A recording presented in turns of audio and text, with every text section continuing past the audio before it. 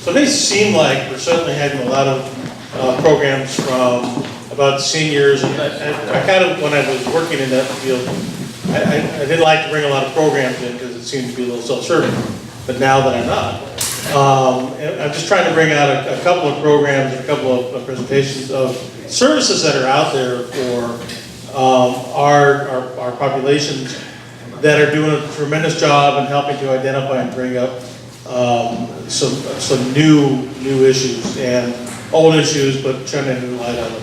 So Donata McCulloch is the Executive Director of Senior Advocacy Services and is going to entertain us this morning, as well as we've entertained her. So thank you very much. How do you do, honored speaker? How do you do? Is there anything that we can do for you? Thanks for coming here today. We are with you all the way. How do you do, honored speaker? How do you do? Thank you very much. What a way to wake up in the morning, all this singing, I love it. I do that with my kids in the car, so I can also focus. So yes, I'm here to talk to you today about Senior Advocacy Services. Have you heard from Senior Advocacy Services before? We have two programs that you might be familiar with, our HiCap program and our Ombudsman program. Has any of you used either of those services? HiCap is a Medicare counseling program for when you're enrolling or when open enrollment with Medicare happens in the fall, where you can get advice about which of the 28 plans you can choose from. And then the Ombudsman program is visitors that come into residential care facilities or nursing homes and visit residents, help advocate for residents who need support. So I want to share that about Senior Advocacy Services because that's kind of our bread and butter programs. However, I'm actually their newest program. I'm actually the Elder Justice Coordinator for the County of Sonoma. It's in partnership with Adult Protective Services in the DA's office. And Elder Justice is actually a focus area of our county right now that is unique in our state. And we're actually doing a lot of really innovative programs here around bringing awareness to the issues facing our older adults and doing more as a community to work together. So that's actually what I wanted to talk with you about today, just to give you an idea of some of the work that we're doing, because it really is important to focus on what challenges we're facing and then also the solutions that we provide. So on your table, you got a placemat. And this is kind of a handy-dandy little reference point if you'd like to read while eating breakfast. I do. So it gives you some really valuable information. And basically, when I go out and speak to groups, rather than talking about elder abuse and all of the horrible things we might see in our county, sometimes it's a little bit more interesting to talk about some preventative actions we can take. And so with the frauds and scams, this is a scam pyramid.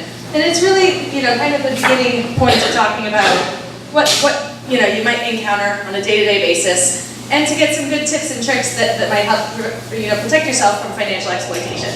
So this placemat has some of our most common scams. And when I go out and speak to groups, people always have an example of what some of the things they've encountered are. Have any of you gotten that phone call that says that you owe money for the jury service or IRS? Yep. All right, we've all gotten it. Being sued by the IRS. You're being sued even, and the chief of police of beautiful Sebastopol, California is going to come to your door in a minute if you don't give them $500. Talking with them. Shame on you. I felt like, I vented. It felt really good to tell them how it felt. Yes. So so that phone call, I think every human being at this point has gotten that phone call. One of the things we talk about when it comes to financial, if you fall victim to a scam like that, if you actually send money, that's usually one of the probably, it's very shameful. It's like something you really feel afraid about. You don't want to share with your family. You don't want to tell your friends. Usually, when we talk about the scams and things that we all face, one of the what can happen is if you start falling for scams regularly, you start spending all your money and your savings, that's what can lead to further types of abuse. And so in our community, nobody really wants to talk about, elder abuse, but there really is, a sign that if you're falling for the scams, if you're not paying attention, if you're not able to kind of make the right decisions, that's when we need more help. And so Adult Protective Services is actually who you would call. That phone number on the placemat here is on the back. Oh, I have the wrong stack. Uh-oh. Isn't that wild? Does everybody have? Yes. No, you guys all have. I have the one, so I used this from Los Angeles County. They created this actual placement, and I have the one that's the 310 phone number. So that's fine, they're actually exactly the same. I just looked and I thought, oh gosh, I hope I didn't give you a, so these are the phone calls. Sorry, the phone numbers. Adult Protective Services and then the Ombudsman phone numbers on the back. Alright. So, in Sonoma County, we had over 6,500 cases of elder abuse that were reported last year, and that number is going up 10% each year for the last several years since we started counting and since we started tracking it. So, it's definitely something to pay attention to. What are some of the other examples? Does anybody else have one that they want to share? The grandparent one. You get the call where you say, Grandma, I'm in Mexico. I need $500. I love when I share that example and people say, I don't even have grandkids yet, you know? Like, well, you know that's a scam. Did you have one? Yeah, Publishers Clearinghouse. I hear recently that they're getting sued or something for specifically targeting Oh, they are adults the who are biggest not. predators you've ever seen. They're terrible. They actually they've made it through all this time without losing the lawsuit. But I think there's a recent lawsuit that's saying that specifically they get more money from more vulnerable populations and that isn't. They target elderly Yeah. people. Yeah, I hear that I think there's a lawsuit going. One of the resources that I can send out if you guys are interested, but the Federal Trade Commission, the FTC, actually tracks and has a website where you can look up any company. So AT&T's on there, Herbalife's on there. There are all kinds of companies that you wonder about, like Publishers Clearinghouse, and they'll actually tell you what the FTC and the Department of Justice is actually charging them with, and whether or not and where the case is at the moment. So sometimes examples like that, they've made it through all this time without actually being considered fraudulent. But I think there's a good case now. Yeah. So that's another one. That's another example. Has anybody gotten the knock on the knock at the door about your PG&E bill and I cut it in half if you sign up with a new company? Yeah. Have you gotten that one? Did you talk to him? Yeah, but I'm not. Yeah. My husband signed up. I came home and he's like, hey honey, we're going to save 50% on our PG&E bill. I'm like, no. So a lot of times when I'm going out and giving presentations around what you can do, you know, people who are knocking door to door, if they had a viable business plan that's going to save all of us 50%, they wouldn't be knocking on your door, right? They would be a business that you can sign up for that we would all know about and go and sign up, right? So a lot of times that can be a concern. The other one that's coming up lately because of our unfortunate fires is contractors. So the same thing, all of us have a really hard time hiring a contractor right now because all the reputable businesses are busy.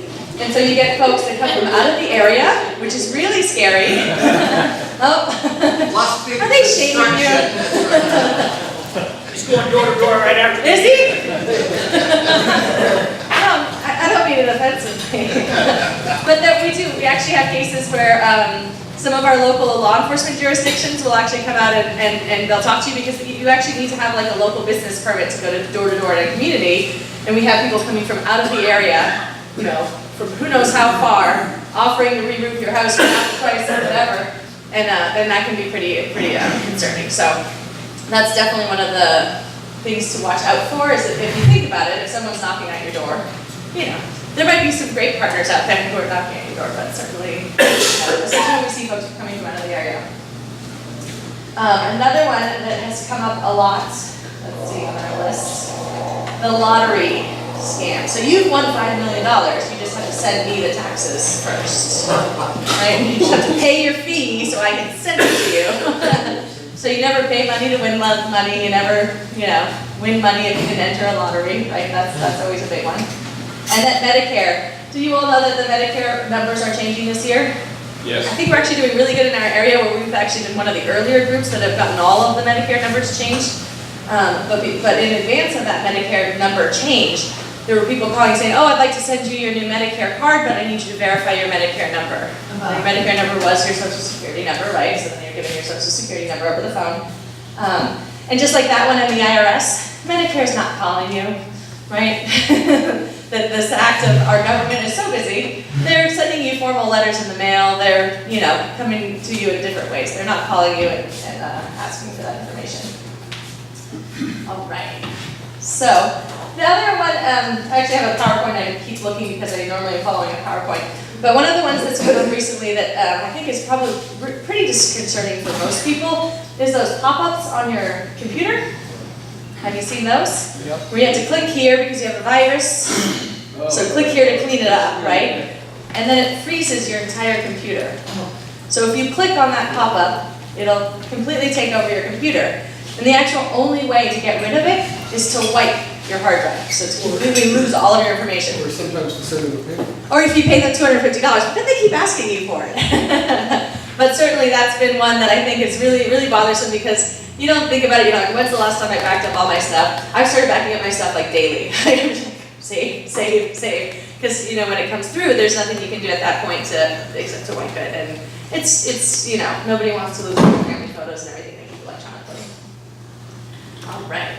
So, some of the other ones that we like to talk about. Any other questions? How about social media? Have you gotten anything through social media? So you used to get the email from your friend in Spain who's stranded and needs $1,500, right? Now we get the Facebook post, right, from the friend in Spain. So if you think about it, I can go on Facebook and any one of your names that I just met today, and I can find you on Facebook, and I can copy your picture, your profile picture's public, and I can start a new account with the exact same name. And then I can go out and I can try and find who Jerry knew on Facebook and start reaching out in that way. So if you think about it, it's actually an incredibly easy way where people will come out and reach out to you. So that's something to watch out for. All right. Any other ones? Yeah? So what does a Facebook user do in that You case? don't make friends with someone who you're already friends with. Well, I mean, as far as capturing your profile picture. Oh, it would, you know, I don't know, what you would do is you'd find out about it because your friends would say, hey, you know, you've already contacted, we're already friends, why are you know, and they would let you know, and then you would report it to Facebook. But there's no privacy thing that allows you not to have your profile picture shown. No, your profile picture is public. I mean, if you never upload one, but I've actually had people who've gotten their Facebook photos stolen, and they were used in it was used in an ad campaign. Like it was used, a company took their photo and used it. It's a reason to get rid of And there was Facebook. nothing you could do, because if it was public at the time, it's public, it's not yours anymore. Yeah, There is an area in the Facebook settings where yeah, you can limit who can see Absolutely. your profile and who can see your friends. So Yeah. if you check it that nobody can see your friends, but you and your friends, then it cuts down on that. and there are a lot of areas of Facebook where you can go in and reset, try and make it as private as possible, but there's still ways that, you know, how sophisticated have we gotten where we now know that, but you know, how many years, I don't know Facebook for like 10 years, and 10 years worth of posts aren't mine, yeah. Well, my favorite of those was when I received a request for funds from somebody who was dead, and I did write back and say, you know, seriously, I need to save money for heaven. One thing you didn't mention, but is very common, are scams that involve caregivers and also, unfortunately, sometimes family members. Absolutely. So when we give this presentation, when I give this presentation with the DA's office, they actually speak directly to the cases that we've seen. So when we see elder abuse cases in our county, 85% of the perpetrators are a family member or a caregiver, or both. Right? So 85%. So when you get afraid of these phone calls and things, then you stop and you say, oh, it's the person closest to me. It's the person who sees the access, who has gained the relationship over time, and then start seeing that you can take a few $100s here and there out of the bank account. Several of the cases that are being prosecuted right now in Sonoma County are with trustees who have been the power of attorney and a trustee to be able to make those decisions, but they just started taking the money before, obviously, the person has passed. And this idea that somehow if you're in control, you can just spend the money on whatever you want. And always with a trust, if you haven't gotten your trust documents in order, your lawyer will tell you this, but always with a trust, it has to be, all the money has to be spent in the care and the best interest of that person who's created the trust. So nobody can just come in and just spend all your money, even if you need their help to manage your finances. So that's actually a big one we're seeing right now, the contractor fraud and the trust, where a trustee has actually been stealing. Yeah. I have a different kind of a situation that I'd like your view on. This is a gray area where organizations that purport to be advocates for seniors actually end up taking advantage of seniors through their solicitations. And I call out specifically AARP as an organization that has a very high profile as an advocate for seniors, and yet makes incredible amounts of money selling goods and services to seniors who become sort of ensnared in their web of, buy books for your grandchildren, buy subscriptions for the community. And I wonder what anybody is doing from a legal perspective to deal with that kind of gray area. Yeah. It's very I complicated. haven't heard of any legal cases against AARP around that, but that would be to check the FTC. There is, have you heard of Charity Navigator? GuideStar?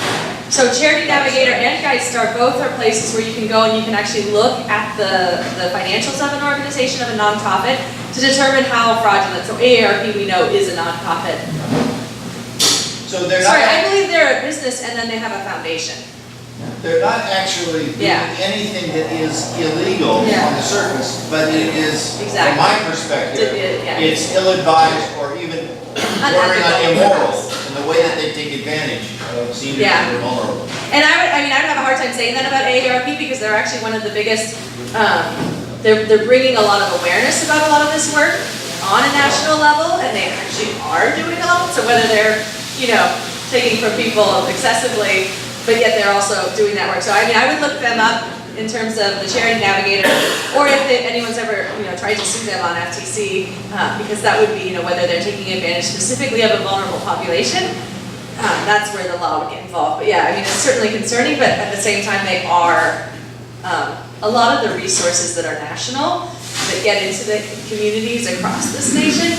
Maybe people who don't have individual nonprofits, it's AARP who's bringing that information, so. The other thing you find is charities Yeah. in general. Yeah. And the navigator approach is a good idea, except that the people that are most fraudulently ripped off by these people aren't sophisticated enough to go To go, use yeah. a computer. Yeah. My father, at the worst of it, was probably getting 100 pieces of mail a day. Yeah. Once you start donating, then 5 or more. And they just sold his name, and they sold his name, and they sent pictures of starving kids, and he selling $5. And he was doing thousands of dollars a month, Yeah. just responding because he was wanting to be a good guy. And they were just totally taking advantage of it. The one thing that we see a lot when we're trying to do this type of work, especially when we're helping victims who've actually given away, for example, all of their savings, is that we as human beings in this country have a right to give our money away. And you wouldn't want anyone coming in and saying, you can't give that $5 even though Dad really, 5 a day, how much are you getting a day? So we all have that right, we hold that right really dearly as a society. At the point, it's one of those things that gives you an opportunity, just like with driving and renewing your DMV, right? It gives you the opportunity to start having that conversation and saying, hey, at what point, Dad, do I need to come in and help you with who you're giving this money to? We can make a plan. Go see an attorney, maybe you get that trust set up, things like that. And it's something that we hold dear. Like, I would want to be able to give $5 for the rest of my life if I could, And it is, yeah. You have the timeshare scam too. Give me $5,000, I'll sell you the timeshare. Yeah. No, that one's seen a lot. And then I get the Marriott phone calls many times. And I've never sat through and listened to it long enough to know what the scam might be. But they start the call with me, you were just recently at one of our resorts. You're like, no, that's good. I don't know what to say. But it seems like there's certainly a gray line of where a reputable business wouldn't go, and then where is it criminal, and there's that whole gray area in between. So a lot of times we actually have these kind of short videos that put out on the internet. And the very first concept is to just hang up, like to never be on the phone call long enough to both find out what it is or be tempted by it, right? We have a group in San Francisco that actually does financial management for folks. It's called Truly Financial, not that I'm advertising for them, but they did do a national study around where these scams and frauds really lead. And their infographic that they produced at the end says, for every minute you spend on the phone with one of those callers, you're 3 times more likely to fall victim. So even if you you stay on the phone just to scold them and tell them what terrible people they are. You're listening to them. They might be garnering little pieces of information that they're then going to use and sell to their friends and possibly scam you. So the idea that you're even interacting with them is just hang up, you know? Yeah. I'd like to underscore that with something that I came across, and it was the recording of your voice specifically when you said the word yes. Yeah, I've heard that as well. And I've actually tried to Google that and figure out exactly how can you do anything with the word yes and in my voice. Like, I've never really. Maybe there's some But I've heard other actually, dollar thing. yeah. Are you willing to contribute? Yes. Do you authorize this payment on your credit card? But Yes. how would they? Then they would have to have my credit card number. Yeah, so I've tried putting that one over in my head like a million times. I know it's on the internet, they explain it, but still I can't figure out how they're going to get anything with the music. Yes. Yeah.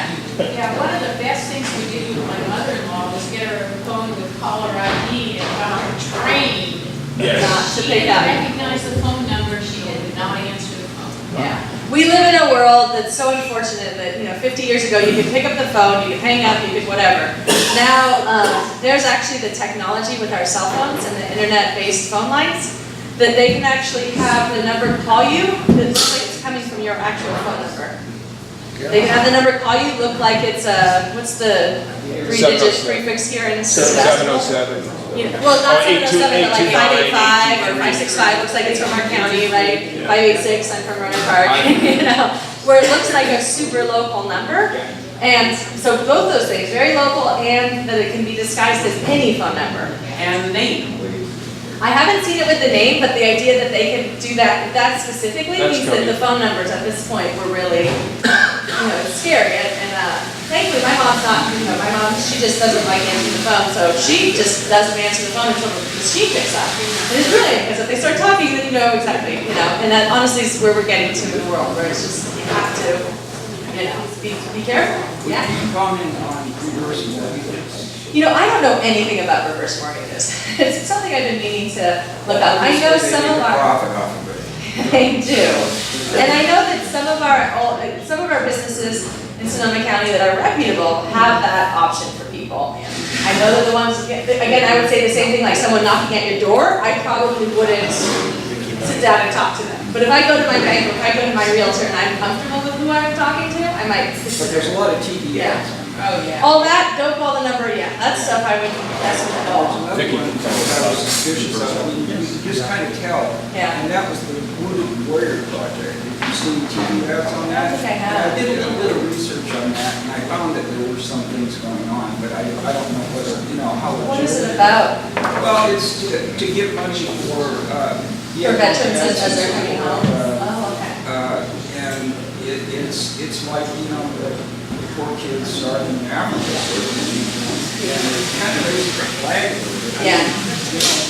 That's a good thing to help these people, but on the other hand, if there's something going on behind the scenes. And that's where looking into, whenever we have a natural disaster, and I probably will get moved for saying this, but people send out that Facebook post that says like the Red Cross spends like less than 10% of what you give them on the actual disaster relief. And they send these things around. So Red Cross does actually do disaster relief everywhere or all over the world. But with the Wounded Warrior, you can actually look at their financials. So again, on Charity Navigator, on Geyser, you can look at where their money is going, whether it's going to that cause, right? Wounded Warrior, you can do the same thing. I mean, it's wise to say doing some internet research around what that nonprofit does, or talking to them. I mean, when I first heard the Red Cross thing about their salaries or whatever, I went and talked to them and just said, hey, what's the deal? And they're like, here's how it works. We have to buy everything, hire the staff so that we can deploy in a moment's notice for disaster. Yeah, it's all going to salaries. That's who shows up the minute a hurricane happens, right? We pay someone to go out there. So, you get to understand how it works and okay, all of a sudden that makes sense.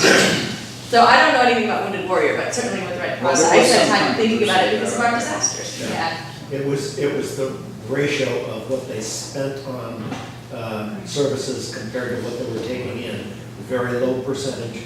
And on top of that, a lot of the things were kind of, they implied they were doing a lot of counseling and things, and a lot of it was you know, they'd ship guys on water bottles on the street. And if you want to talk about helping veterans, I mean, I know some local programs like we have an equine therapy program that has a whole veterans program where, you know, they help veterans ride horses. And it's supposed to be, you know, along the lines of some kind of therapy. And, you know, things like that where you just look locally and say, hey, who's doing this work here in our community? I live on a street where we have a veterans home at the end of our street.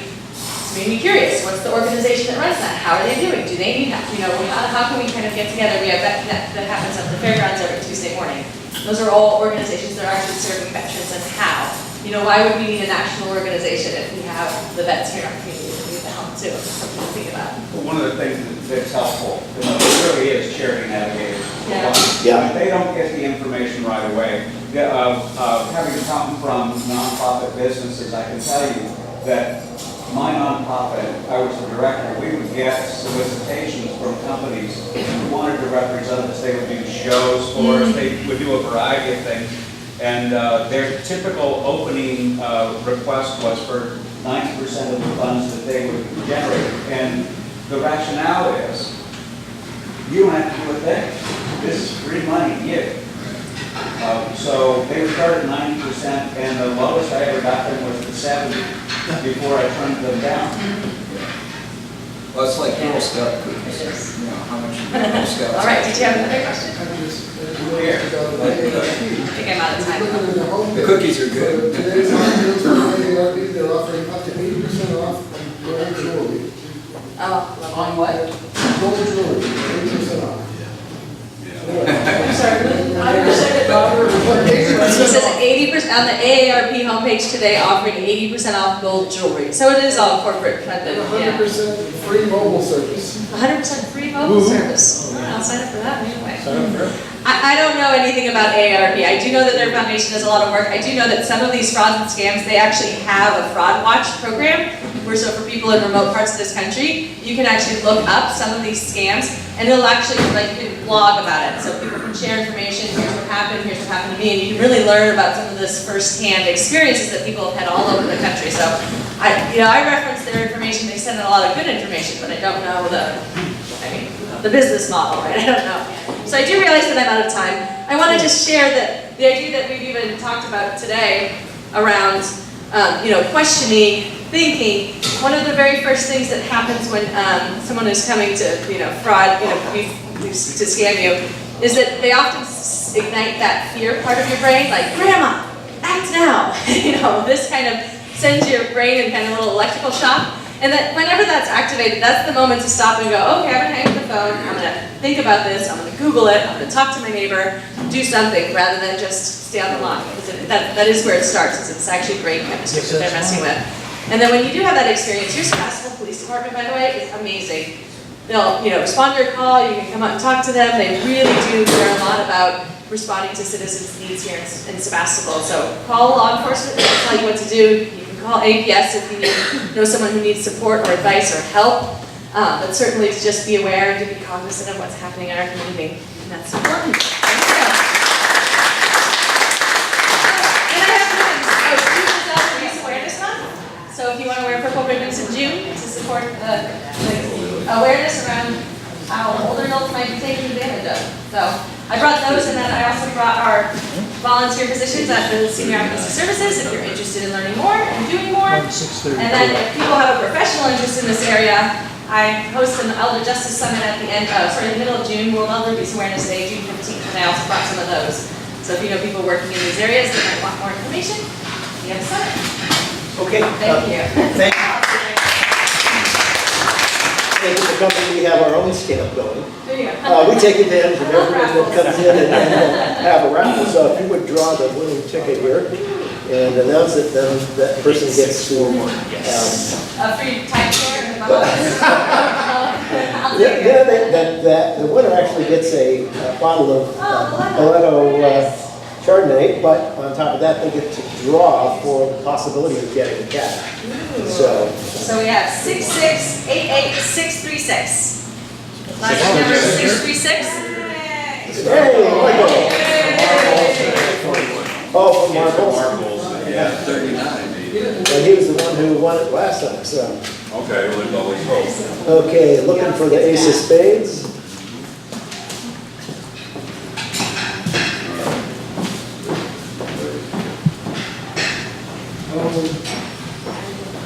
Ooh, 8 of hearts, so close. So Yeah, close. really close. Thank you, thank you. So, This is for Mark. Mark gets the bottle of He wine. gets the bottle, thank you. Thank you. Thank you. And,